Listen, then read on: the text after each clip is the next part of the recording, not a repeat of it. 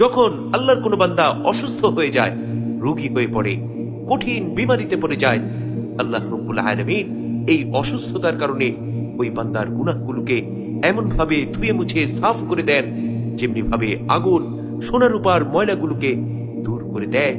সুবহানাল্লাহ, সুবহানাল্লাহি ওয়া বিহামদিহি, সুবহানাল্লাহিল আযীম। এই সম্পর্কে সুনানে আবু দাউদের 3092 নম্বর হাদিস। হযরত উম্মে আলা রাদিয়াল্লাহু আনহা বলেন, আমি একবার অসুস্থ হয়ে পড়লাম।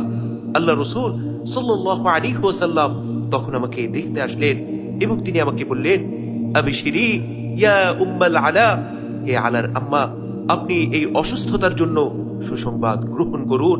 ফাইন্নাল মারাদাল মুসলিম ইউযহিবুল্লাহু বিহি খাতায়াহু কামা তুযহিবুন নারু খাবাসাল যাহাবি ওয়াল ফিদ্দা। কেননা আগুন যেভাবে সোনা রূপার ময়লা দূর করে দেয়, তেমনি ভাবে আল্লাহ রাব্বুল আলামিন কোন মুসলিমের রোগের দ্বারা তার গুনাহসমূহ দূর করে দেন।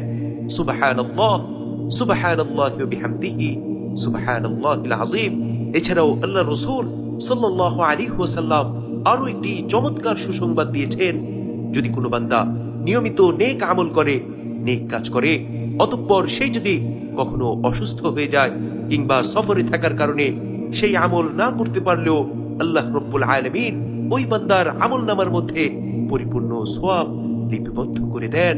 সুবহানাল্লাহ, সুবহানাল্লাহি ওয়া বিহামদিহি, সুবহানাল্লাহিল আযীম। এই সম্পর্কে সুনানে আবু দাউদের 3091 নম্বর হাদিস। হযরত আবু মুসা রাদিয়াল্লাহু আনহু বলেন, আমি নবী করিম সাল্লাল্লাহু আলাইহি ওয়াসাল্লামকে একবার নয়, দুইবার নয়, বহুবার বলতে শুনেছি।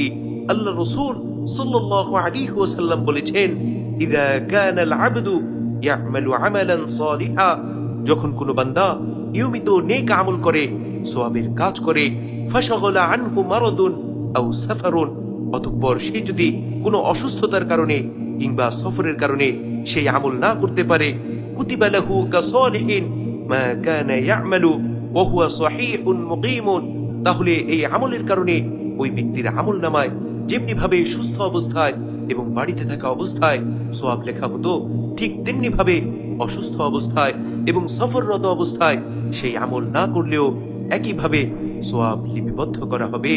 সুবহানাল্লাহ, সুবহানাল্লাহি ওয়া বিহামদিহি, সুবহানাল্লাহিল আযীম। ভিডিওটি ভালো লাগলে লাইক, কমেন্ট ও শেয়ার করুন। সবসময় এমন ভিডিও পেতে চাইলে চ্যানেলটি সাবস্ক্রাইব করে রাখুন।